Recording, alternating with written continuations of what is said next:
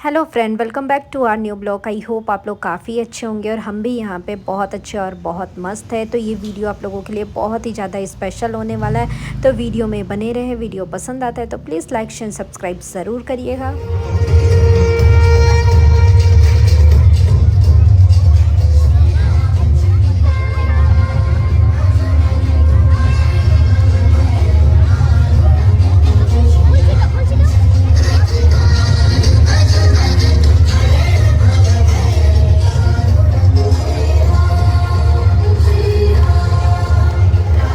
राम और लक्ष्मण हैं।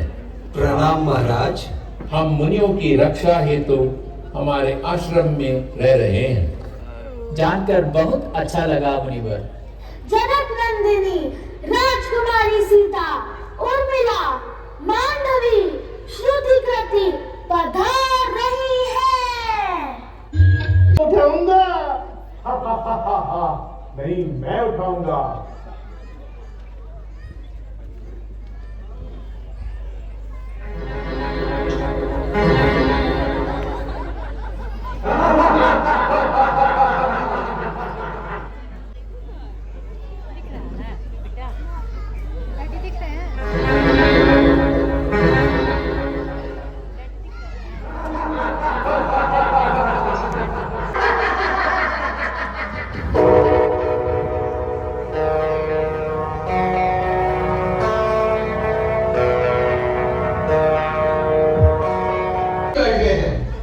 उनके पराक्रम की चर्चा सर्वव्यापी है।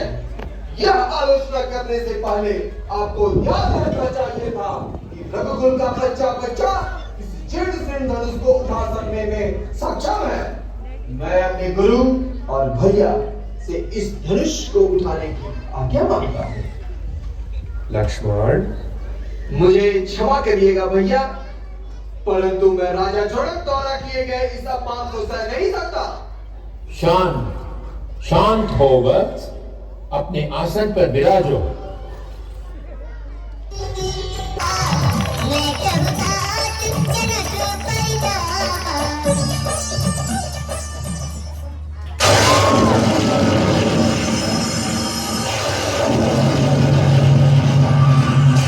कौन हूँ? मैं साधारण ब्राह्मण नहीं, अपितु बाल ब्रह्मचारी शिव भक्त क्षत्रियों का नाश करने वाला परशुराम हूँ। बहुत मोटे धनुष से अरे रघुवर ने हाथ लगाया और टूट गया। इसमें उनका क्या दोष? क्रोध त्याग कीजिए मुनिवर और बड़ी बड़ी बातें ना कीजिए। विश्वामित्र, इसे मेरी आंखों के सामने से दूर करो, अन्यथा मेरा फैसला बालक का वध करने से नहीं चूकेगा।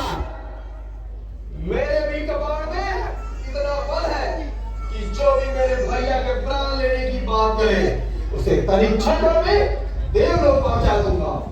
ऋषिवर, बच्चों के दोष पर बड़े क्रोध नहीं करते। तुम चुप रहो कौशिक नंदन। हे बालक, आओ और युद्ध करो। हम रघुकुल नंदन ब्राह्मण और गौ पर हाथ नहीं उठाते, और आप तो मेरे प्रभु हैं। मैंने तो आपको देखते ही पहचान लिया था। हार, बहुत ही सुखद समाचार है ये। मेरे राम का राज्याभिषेक और मैं फूले नहीं समा रही।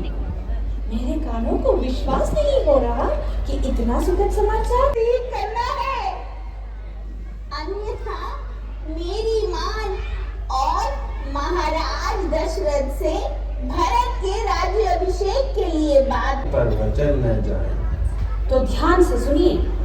मेरे भरत को राज्याभिषेक और राम को 14 वर्ष का वनवास। राम को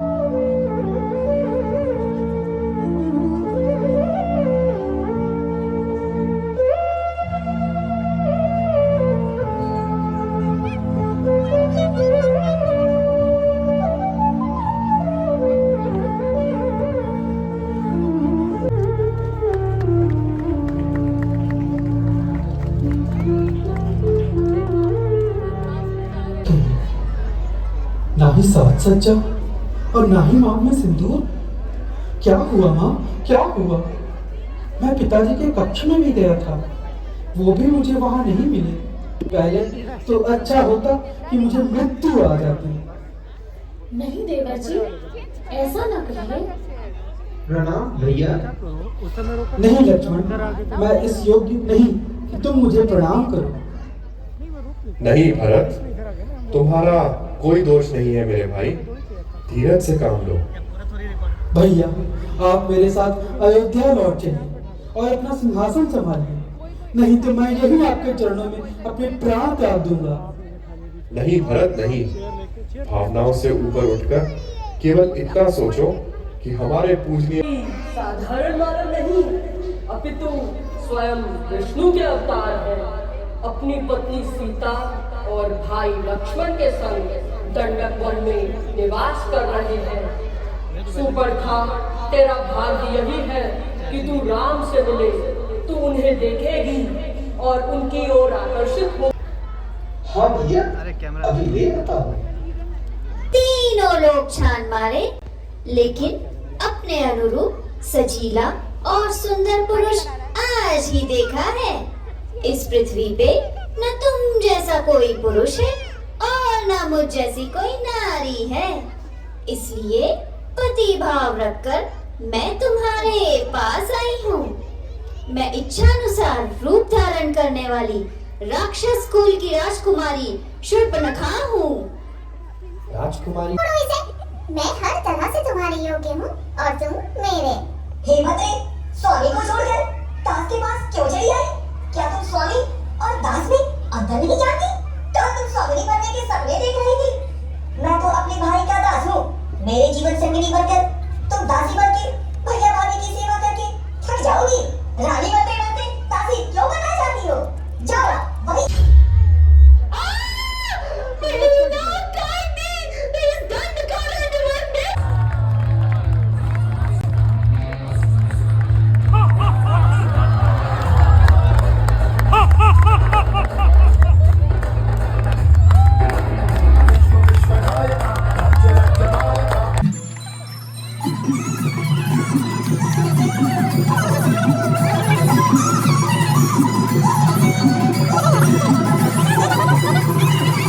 मेरा हृदय अपमान की ज्वाला से धधक रहा है भैया। मैं तुम्हारे इस अपमान का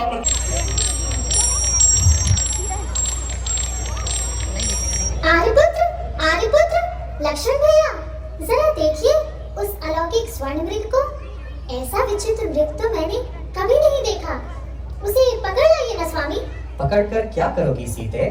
इसे अयोध्या की स्मृति के रूप में अपने पास रखूंगी। जाइए ना, शीघ्र पकड़ के ले आइए। लक्ष्मण, तुम्हारी भाभी की ये इच्छा तो पूरी करनी ही पड़ेगी। वास्तव में ये है भी बहुत सुंदर। भैया, इसके प्रति भाभी का ये है हमें संकट में न डाले। मुझे तो ये स्वर्ण मृग मायावी जान पड़ता है। ओहो, आप दोनों ऐसे ही तर्क करते रहेंगे तो इतने में वो हिरण भाग जाएगा। लक्ष्मण, लगता है सीता मृग को प्राप्त करके ही मानेगी। मैं अभी जाता हूँ, तुम यहीं कुटी में रहकर सीता की रक्षा करना। जो आ गया भैया। राम, मेरा अंतिम समय आ गया है। मैं सीता को बचा नहीं पाया।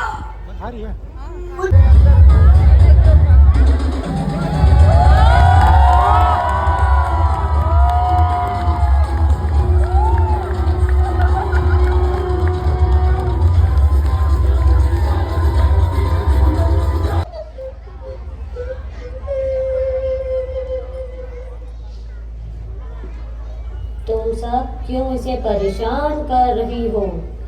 चलो जाओ यहाँ से। याद करते हैं।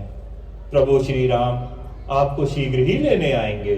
उन्होंने वानर राज सुग्रीव से मित्रता करके एक बलशाली वानर सेना का निर्माण किया है।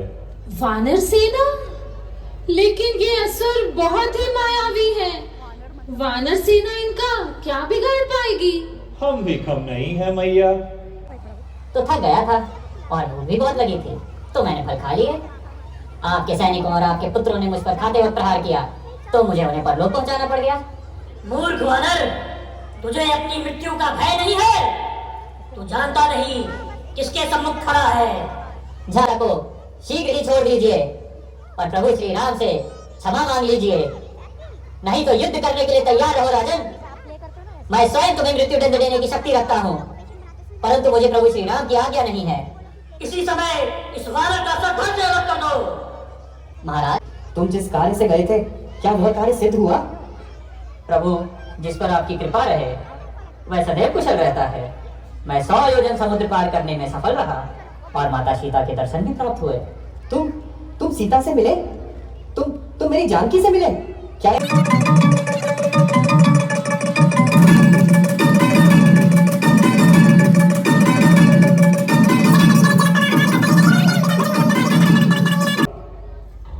और उस पूजा में तुम्हारा भी सम्मिलित होना आवश्यक है, अन्यथा वो पूजा अधूरी रह जाएगी। इन सभी महारथियों को तूने अभी तक मारा है, मैं उनके समान नहीं हूं। मेरा नाम है रावण। तीनों लोग जिसकी शौर्य गाथा का गुणगान करते हैं, आज उस रावण से तेरा सामना है। एक दुराचारी, नीच निशाचर, असहाय स्त्रियों पर